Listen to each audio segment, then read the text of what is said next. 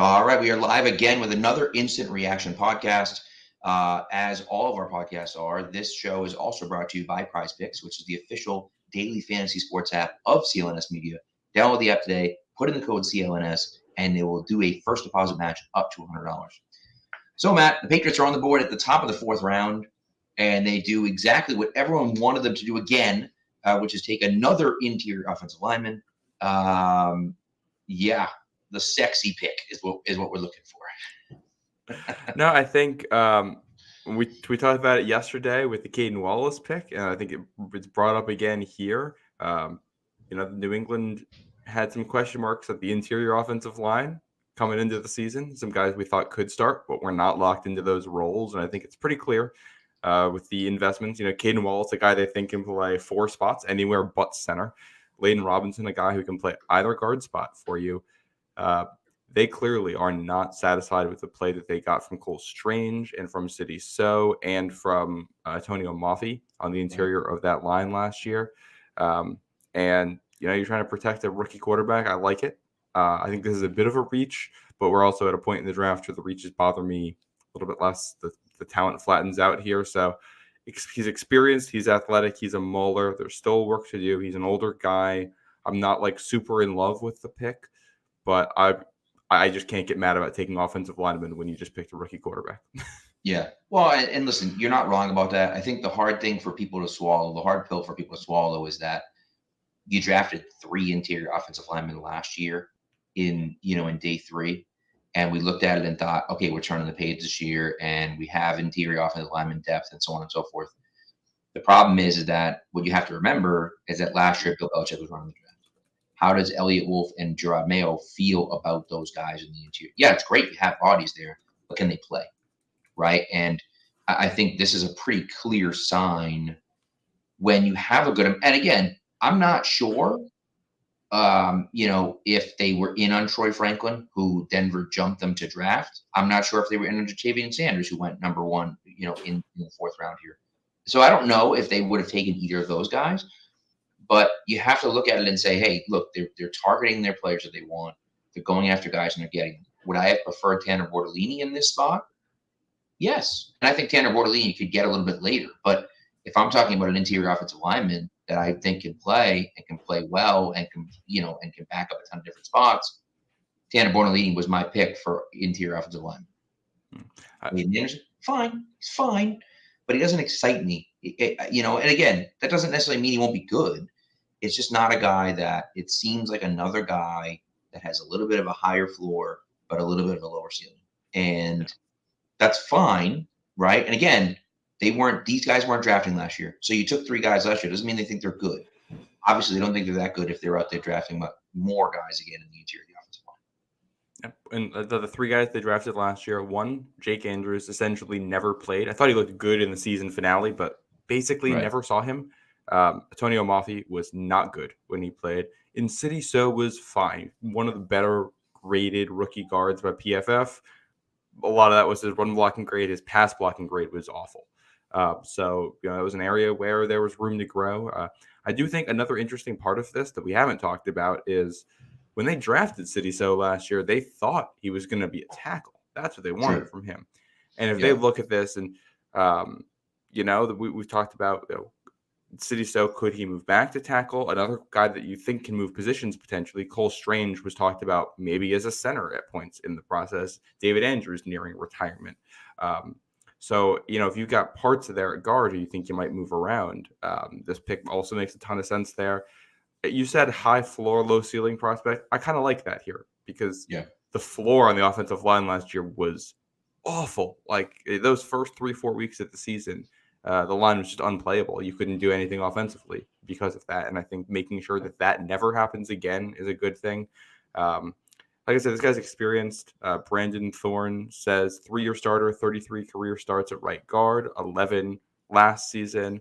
They have a run scheme that does inside zone, duo, counter, and power with a little outside zone, which is probably what we're going to see in New England this year with a little bit more outside zone than he saw in Texas A&M.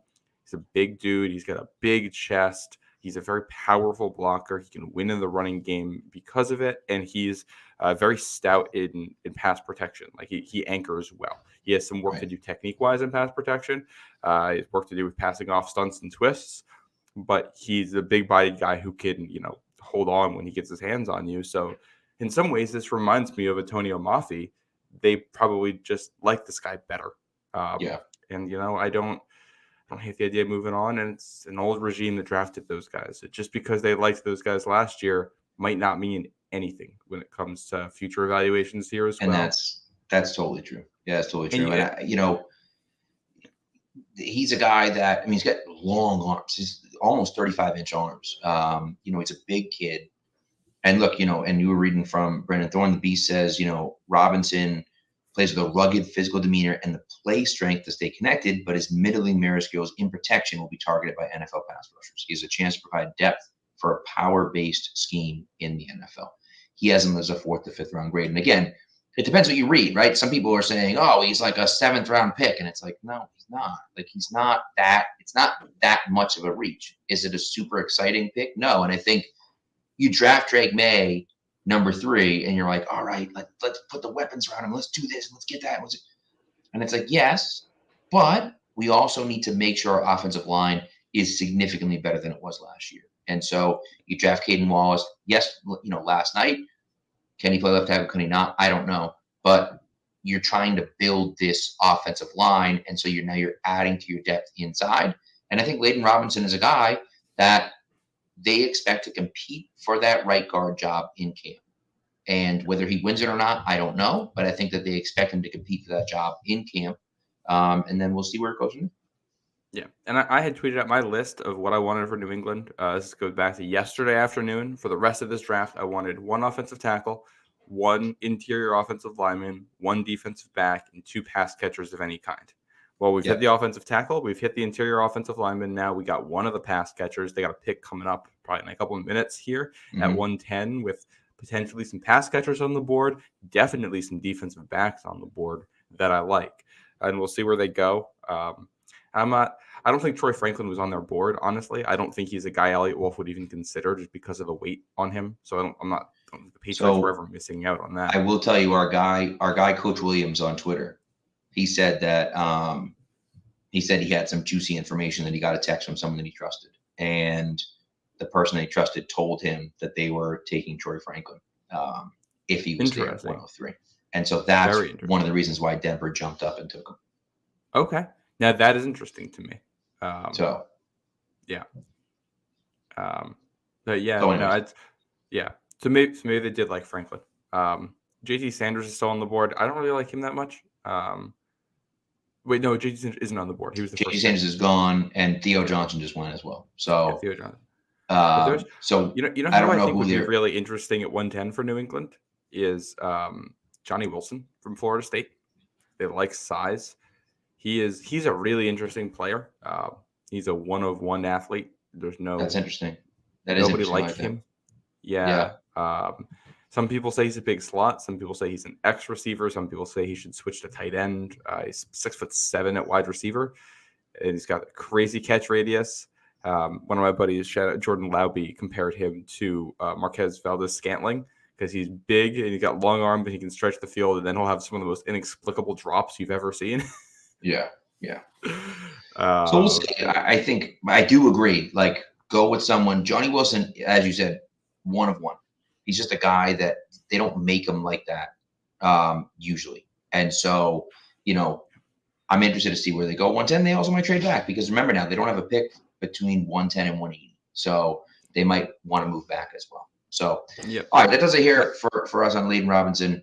And we're going to be back probably at 110, maybe later on if they move back. But thanks for tuning in again. And we'll be back again every time the Patriots pick.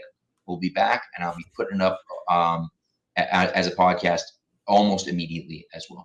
Thanks for tuning in, guys, and we'll see you maybe in just a minute.